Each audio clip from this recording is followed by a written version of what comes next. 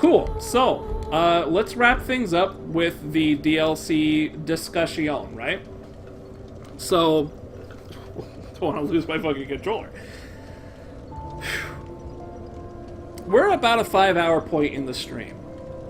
Ashes of Andriel, whatever.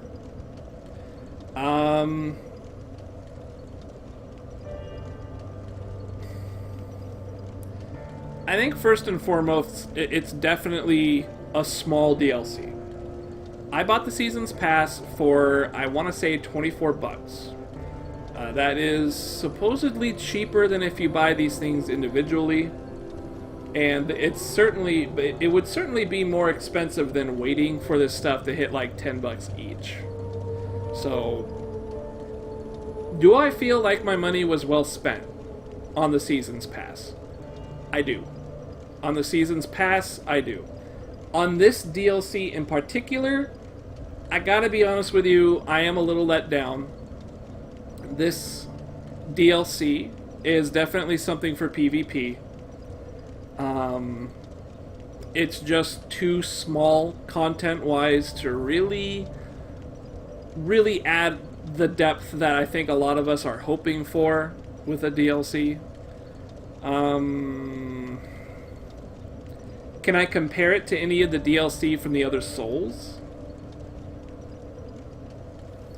Maybe something from Dark Souls 2. Maybe Dark Souls 2, like the first DLC. I think that's the Sunken. I actually like the Sunken with the dragon at the end, the poison dragon. That shit was cool. I'm not really sure. I would have to say the DLC isn't really that comparable, at least to me. I can't really come up with like a comparison. But I can say with relative certainty that this DLC is very small, and if you pay the individual price of, what is it, 15 bucks, unless you're a Dark Souls fan, just a real Dark Souls fan, you're not going to care for, you're not really going to miss that much. But here's the other thing. You're already a Dark Souls fan if you play Dark Souls. That's just it. This isn't Call of Duty. This isn't Red Dead Redemption. This isn't Sleeping Dogs. This is Dark Souls. If you like Dark Souls, you will like Dark Souls 3. You may have your preferences, but you will like Dark Souls 3 because it is still Dark Souls. In that respect, the DLC adds more content to the game, and by default, that's a good thing. Is it worth your 15 bucks? Probably. I don't think you're going to regret spending $15 on this. I do think that you will probably feel kind of gypped, but I don't want to say that you will feel regretful. You will probably feel kind of gypped at 15 bucks. I think at $10, it's a little bit more reasonable, a little bit. Honestly, I would like to see it less, because there really isn't a lot of player versus environment content in this one. I don't plan to use the PvP at all. I don't like PvP in Souls games. I think it's a waste of time and effort. I kind of leave it on just because of random fights can sometimes be fun, and sometimes you call in cops, and that's fun too.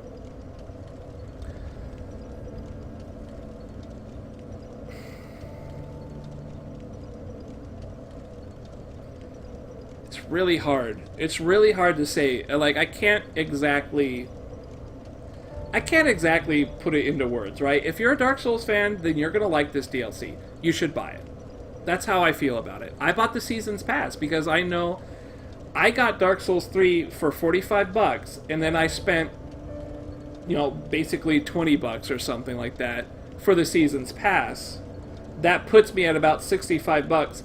I essentially paid for the base game at $60, but I got the DLC in addition to it. Because I go through a GameFly service, I got a fresh, untouched copy that no human hands had touched, but they sold it to me as if it was a used game for about 40 bucks. Plus I had a coupon that I always get like once every couple of months, and I put 5 bucks off that. So at the end of the day, I'm pushing around 60, 65 bucks, depending on how much I spend on the Season's Pass. To me, totally worth it. I love this game just like I love a lot of the Dark Souls games.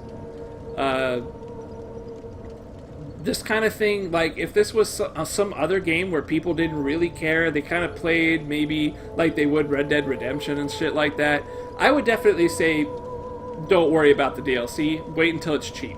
Wait until it's cheap. This DLC could have definitely flown, like, for $5. For $5, this would be a really good deal. Really good. Really, really good. For $5, I would say jump on that shit. But I think right now it's 15, and it probably won't drop. It probably won't drop down to 5. It'd probably be like maybe $8 or $9 at best. Steam discount or something. $10 I think is probably the most likely that we'll see it, especially after the next DLC comes out. Maybe then it will be about $10. I mean, we got 5 hours out of this DLC, which is pretty damn good. I didn't know where anything was. It was brand new to me. I ran around in circles a lot of the time, and it still took me 5 hours. I didn't die to either of the bosses, but again, I am over-leveled for the area. That is a factor. In Dark Souls 3, being over-leveled is more impactful than in Dark Souls 2 or 1, or Demon Souls. Bloodborne was kind of the same way. Well, maybe not really even then. I think maybe Bloodborne wasn't quite the same way. I'm not that good at Bloodborne, so I'm not going to count that so much. But everything else, I mean, I will approach this DLC again, of course, when I roll up the new character, the bowman, whoever I do. I'll be back in that area, and that will be a little bit more flushing out of the DLC, you know? Honestly, it feels like that last boss was so cool that it really makes it hard for me to say pass up this DLC. That is largely what this is. I like some of the weapons, they're kind of neat. I wouldn't say they're too unique, but they are neat. I like that we could buy a scythe, and I might want to do a scythe build at some point. Maybe that will be my dual wield thing, is that I will get a little bit of magic and do a scythe thing. Maybe. It's kind of hard to say what I want to do with it, but we'll see.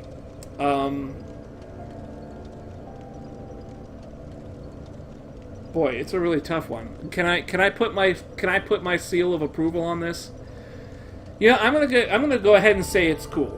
You know, if you're gonna get the DLC, if you're not gonna get the Seasons Pass, you're just gonna flat out buy the one piece of DLC. If it's $10, do it. If it's like $15, which I think is what it is right now.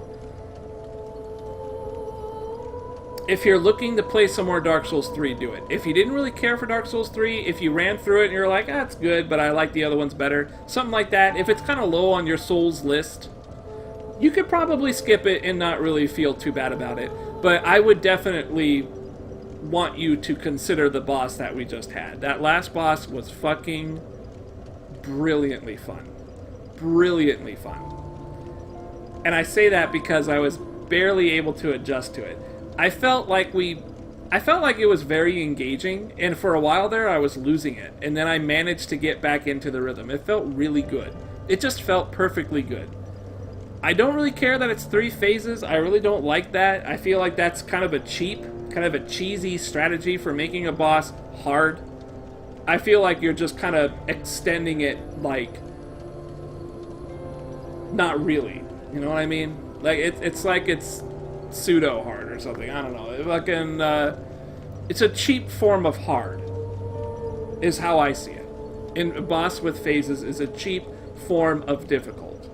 Because what you're really doing is you're kind of just barring the player from working on the trouble spot, which is the 3rd phase or the 2nd phase. And I feel like you're just kind of wasting time, you're wasting resources. Why jump through these hoops when the fun of the game is learning one boss that is challenging and can kill you? That's what I like. I like that the most.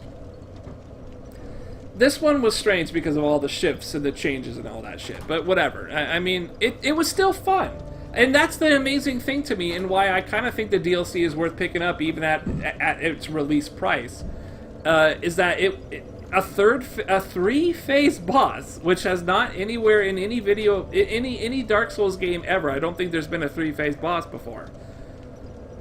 This one was fun. They somehow managed to make it not feel shitty. The first two phases, the first phase was really rough. The second phase was pretty chill.